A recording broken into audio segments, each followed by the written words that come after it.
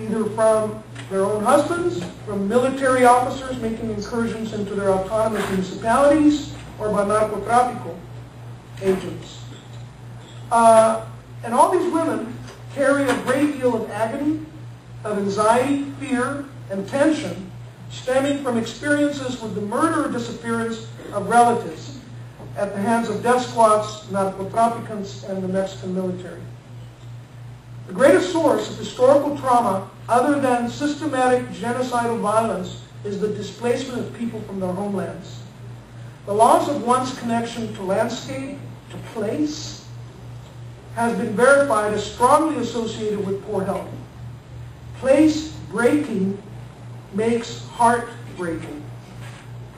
You break a person's place, you break their heart, they get sick. The loss of one's connection to landscape is occurring all over the planet, but try telling that to a permit hearing officer, or a health inspector, or an environmental analyst, an environmental impact analyst who's only interested in the quantifiable measurement of cost and benefit analysis, a point I will return to shortly. The structural violence of poverty, coupled with the cumulative effects of intergenerational historical trauma, are principal compounding factors affecting the deteriorating health of our communities and the degradation of our environments. I think one reason we ignore these structural factors is that we've been living and working for the past 29 years under the weight of the neoliberal ideology of privatization and deregulation.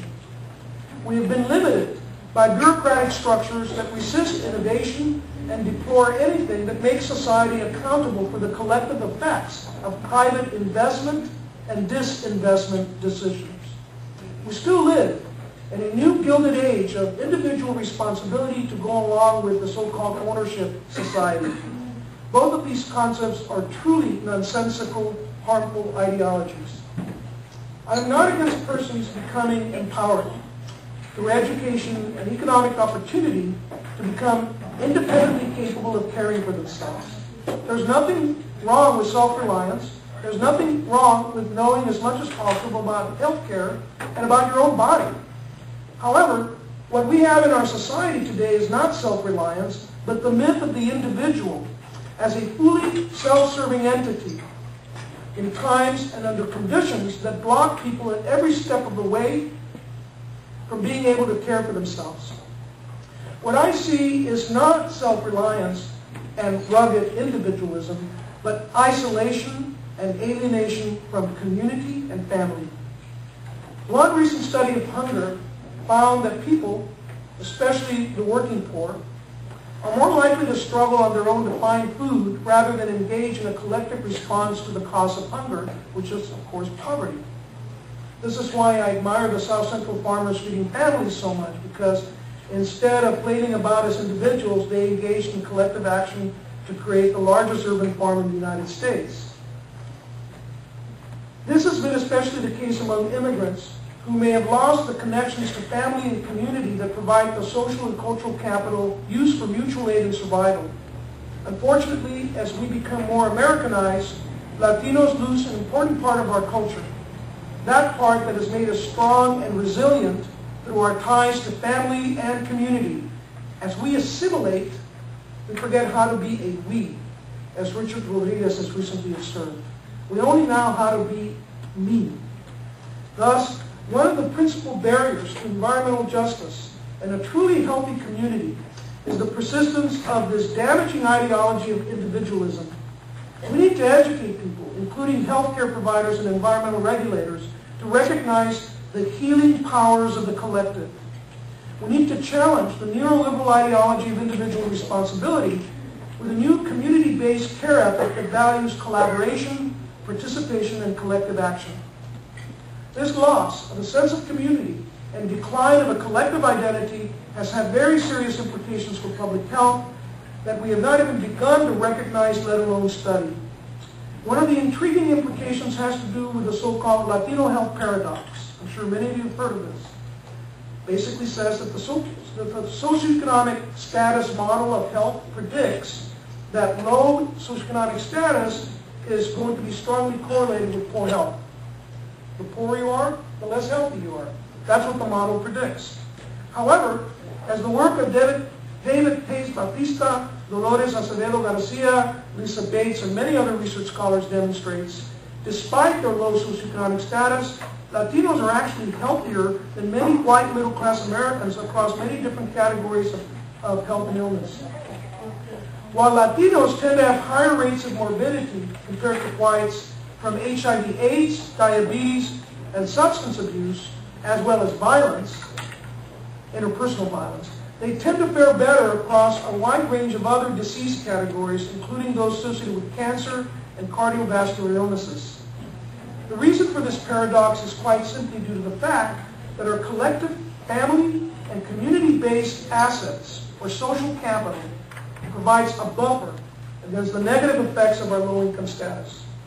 Yet, it is precisely this form of social capital which requires collective mobilization and community-oriented collaboration that is most likely to disappear as we assimilate.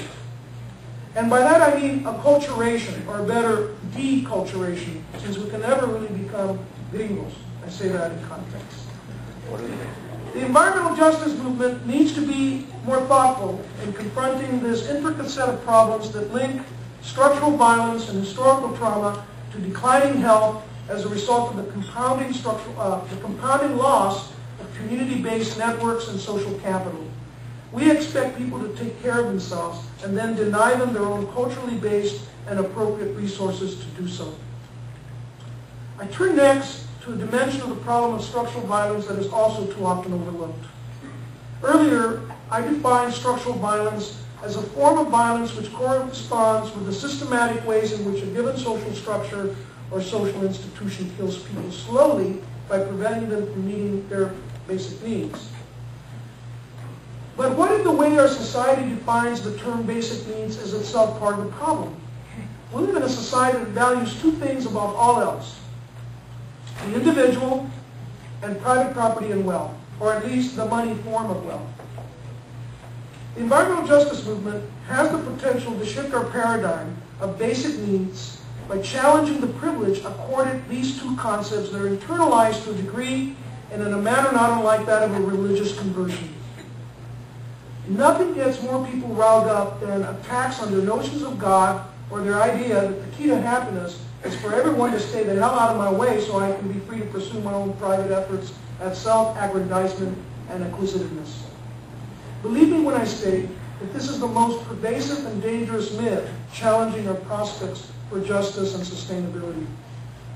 But what if I were to challenge you and state that as long as we believe in capitalism as the end of history, we will be plagued by this myth and its very dangerous consequences for public and environmental health and well-being?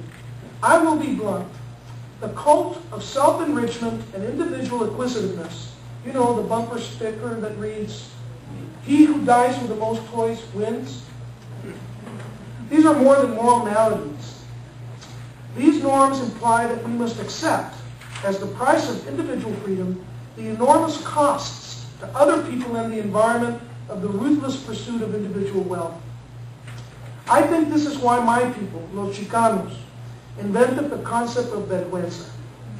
The absence of shame for the harm brought to others as a result of actions designed solely for individual gain is what we call a state of sinvergüenzas. I learned this from my grandmother, and it is really important. And awareness of vergüenza is a cherished value in my family. Learning from my grandmother brings up another issue that is part of the problem of environmental racism. I stated earlier that the environmental justice movement is not just against toxic racism, it is also for ecological democracy. That is, the environmental justice movement stands for the widest participation of people in defining and settling matters of public policy and decision-making in the area of environmental protection in their own home places. Yet nothing is worse than the way in which, even in an administrative culture influenced by the principles of environmental justice after President Clinton signed the executive order, most policy and decision-making practices still follow a tendency to exclude or limit the input of people in affected communities. My grandmother had knowledge of the environment.